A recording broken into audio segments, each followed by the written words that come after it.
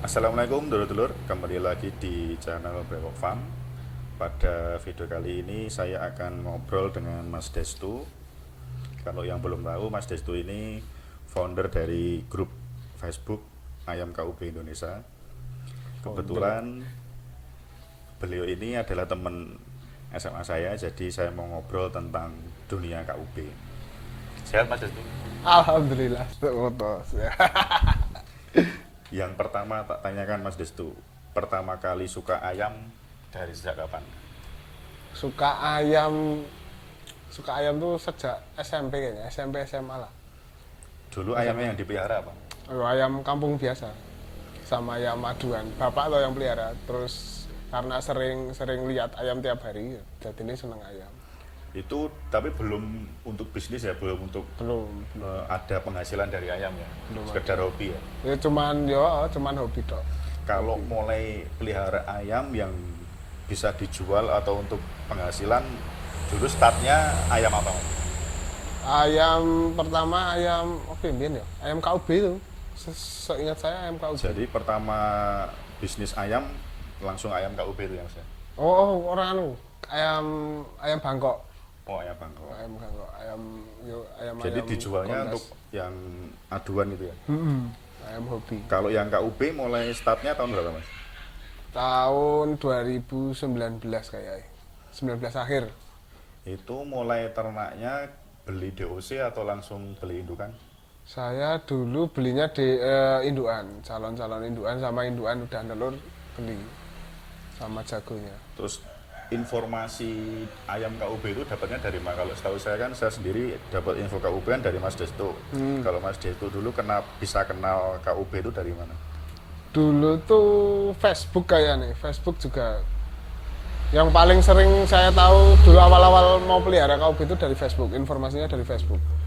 Waktu itu ada grup apa ya di Facebook tuh, peternak ayam KUB Indonesia kalau nggak salah. Tapi grupnya udah hilang dari Facebook. Terus dapat KUB-nya dari grup itu atau dari BPTP langsung? Saya dulu dari BPTP, setelah beberapa bulan pelihara KUB baru punya dari BPTP. Kalau dari penamaan KUB itu kan banyak orang yang belum tahu ya Mas ya. Dari video kita yang pertama banyak yang bertanya KUB itu ayam apa. Mungkin Mas Desto bisa jelasin nggak inti genetiknya itu apa? Karena kalau saya cari literaturnya dari Google dan lain-lainnya kan rumit gitu. Setahu Mas Desto dari apa ayamnya? Sebenarnya ya memang rumit ya penjelasannya. Rumit karena ya mengundang apa istilahnya? Kontroversi. Kontroversi. Karena memang dari BPTP-nya itu kan ayam dari KUB kan, Kampung Unggul Balitbang. Balitbang itu kan punya pemerintah. Ya. Salah satunya yang memproduksi itu kan BPTP. Jadi ayam KUB itu kan dari BPTP.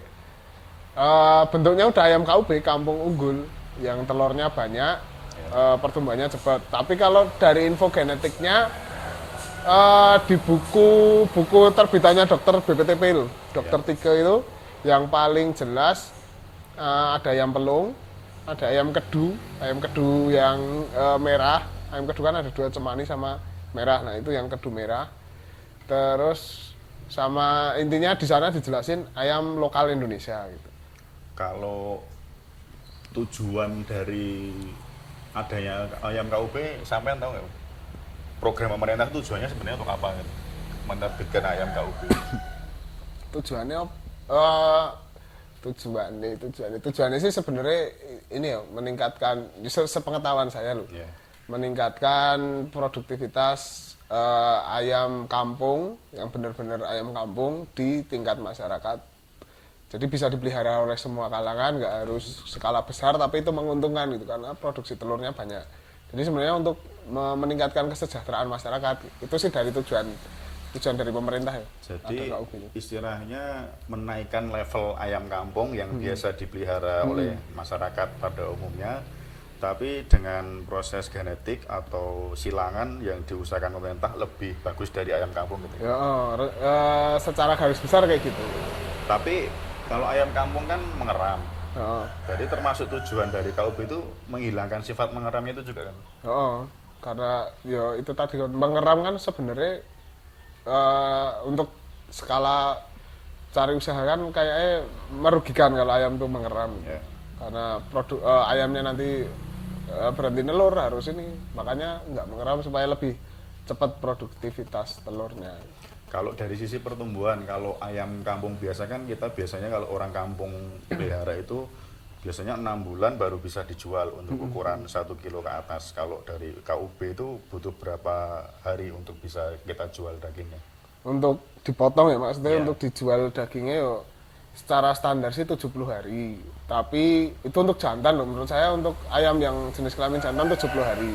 Kalau untuk betina yo paling harusnya normalnya 90 hari itu udah 1 kilo. Ya mungkin ada yang betina 70 hari 1 kilo ada. Berarti kalau 3 bulan ya berarti KUB itu pertumbuhannya lebih cepat 2 kali lipat daripada ayam kampung biasa kan? Ya, iya.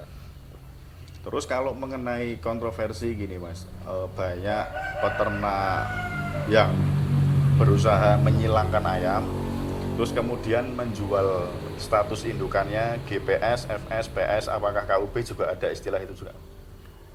Dari dulu ya saya tuh pernah ikut seminar di BPTP Megwo itu sama Pak Soehartono. Soehartono itu yang dulunya di BPTP Bogor, yang bikin ayam KUB itu, sekarang kan mutasi di Jogja.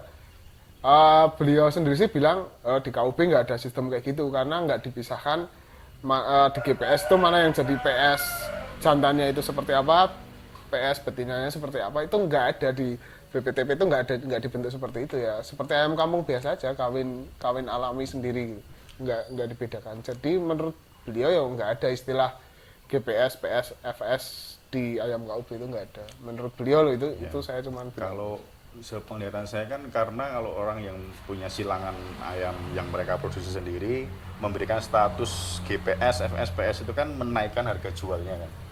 Karena ayam jenisnya ini statusnya GPS, FS tadi harganya lebih tinggi. Kalau menurut sampean untuk KUB perlu nggak status itu Mas? Menurutku sih nggak perlu ya. Apalagi kalau jual secara langsung saya menurutku nggak perlu karena kalau KUB dibuat kayak gitu rumit. Tujuan awal tadi jadi rumit. Jadi orang tuh ternak jadi lebih nggak fleksibel. Ini kan intinya pengen ternak ayam kampung dengan mudah, ya bisa di pekarangan, bisa skala kecil, tapi hasilnya lebih bagus daripada ayam kampung biasa. Tapi kalau dibuat kayak gitu menurut saya nggak perlu, malah memperumit. Tapi kalau dari tingkat kepercayaan apa bisa dipercaya Mas, silangan yang menstatuskan FS, GPS, PS itu? Misalnya dia punya KUB nih, karena sudah luas cakupan pemasarannya, masyarakat banyak yang pelihara, terus masyarakat jual ayam KUB indukan dengan status GPS, FS, PS itu apa bisa dipercaya Mas? Kalau menurut sampean, kalau sampean sebagai pembeli, percaya nggak dengan status itu? Nah, saya sebenarnya ya lihat silangannya dulu. Nek memang silangannya memungkinkan untuk produktivitas telurnya lebih bagus atau pertumbuhannya lebih bagus, menurut saya ya percaya wae, tapi lihat dulu silangannya apa gitu. Dan itu perlu bukti benar-benar kita lihat ke farmnya atau ke peternakannya pakai apa gitu. Atau apalagi ayam KUB itu kan nggak ada istilah itu. Jadi kalau ada yang jual statusnya ada GPS, PS itu, tapi ayam KUB GPS, ayam KUB PS itu menurut saya cuman promosi dia jualan aja sih. Nggak toh juga bikin GPS, PS itu nggak semudah itu. Yeah. Nggak ya, menurut saya ada yang pelihara baru misalkanlah tahun kemarin 2020. Sekarang dia jual KUB GPS, KUB PS, itu menurut saya nggak mungkin itu, karena bikin GPS atau bikin PS itu nggak semudah silang satu ayam jadi GPS itu. Ya. Termasuk saya juga punya pengalaman kerja di Java itu, dia mau produksi ayam ulu aja, saya di situ 2 tahun belum selesai prosesnya. Apalagi kalau kita sebagai peternak rumahan mungkin juga susah ya. Susah banget. Lebih cepat dari itu. Itu nggak mungkin, masalahnya ya itu tadi ayam ulu yang dibuat sama PT yang sumber dayanya tinggi aja, gede itu, itu aja kan nggak apa ya, nggak gampang, nggak cepet loh. Kalau baru KUB itu baru 2020 boomingnya ya, memang udah ada dari 2013, tapi kan nggak banyak. Ya menurut saya GPS PS-nya mungkin belum ada menurut saya. Iya. Kalau mau dibuat seperti itu.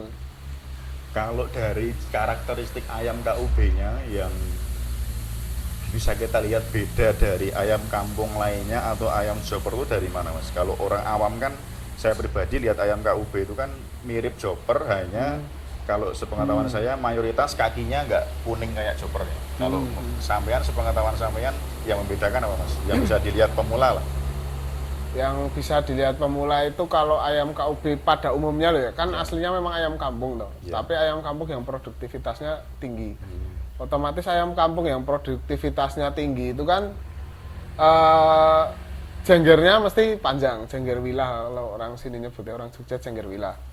Itu mesti jenggernya gede, maupun jantan maupun betina itu garansi buat telurnya banyak. Ya mungkin yang jengger kecil ada yang telurnya banyak, tapi pasti lebih banyak yang jenggernya wilah, terus kakinya agak pendek.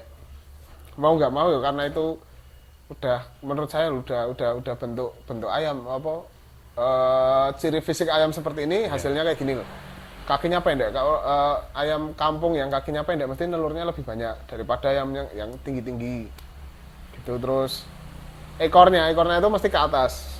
Apa ya, kayak ayam bekisar atau ayam hutan itu agak ke atas ini, bukan kayak ayam Bangkok yang lurus. Itu mesti telurnya lebih banyak. Itu ciri-ciri ayam petelur yang bagus itu ada di KUB. Mesti KUB itu telurnya bagus. Terus kalau warna kaki?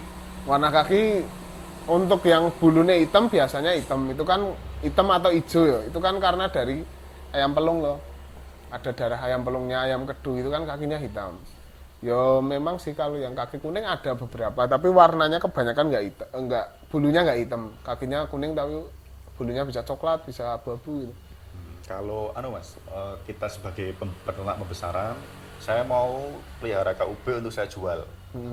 Itu yang banyak diminati, sepengalaman Mas Destu, yang karakter atau warna fisiknya seperti apa mas untuk KUB? Ya kebanyakan yang diminati untuk dijual daging yo kakinya kuning. Kakinya kuning panjang. Soalnya kan kita biasa beli itu kan ayam kampung itu kan kakinya lebih panjang daripada ayam broiler kan. Pahanya sama kaki ini kan panjang banget. Nah itu kan ciri khas orang-orang Indonesia, tahu kalau makan ayam kampung kan kayak gitu. Ya carinya kayak gitu, sedangkan di KUB mungkin 1-2 ekor lah di antara 10 ekor yang kakinya begitu. Yo pertanyaannya apa sih? Ya itu apa, dari segi fisik KUB yang diminati pasar Untuk itu yang daging. warnanya seperti apa ya? Ya itu sih yang kakinya panjang sebenarnya. Ya itu kita pelihara ya, salah satu kelemahan KUB lah. Itu Jujur-jujuran sih. Kita pelihara dibesarkan kan bisa untuk indukan juga kan?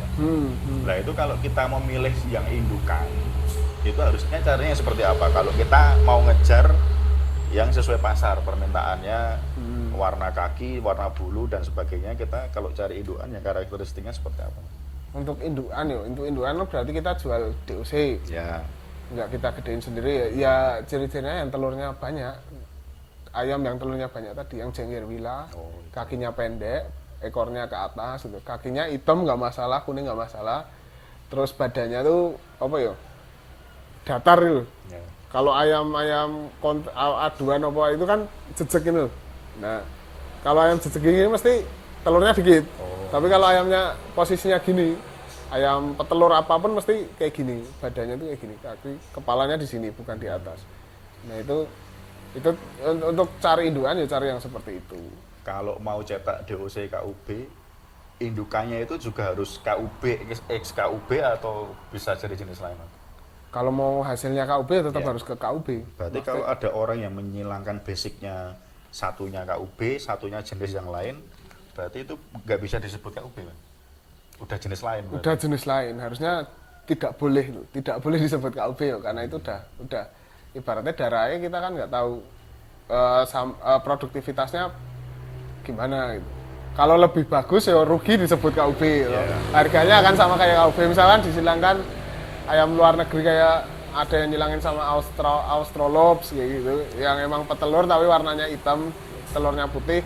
Kalau dijual sama kayak KUB ya menurut saya rugi. Tapi kalau disilangkan misal kayak ayam kampung biasa atau ayam Bangkok atau ayam pelung lagi gitu, dijual KUB, yang beli yang rugi gitu. Yang jual untung sih karena pakai ayam sembarangan dijualnya KUB gitu. Oke, setelah genetik, kali ini saya mau bahas soal jalur bisnis dari ternak ayam KUB, Mas. Kan kalau pada umumnya orang ternak ayam kan ada yang pertama pembesaran, terus kalau kita ngomongin ayam merah, telur, kalau kita mau ngomongin cetak DOC ya kita jalurnya indukan. Kalau menurut Mas Destu, semua itu bisa berjalan nggak di KUB?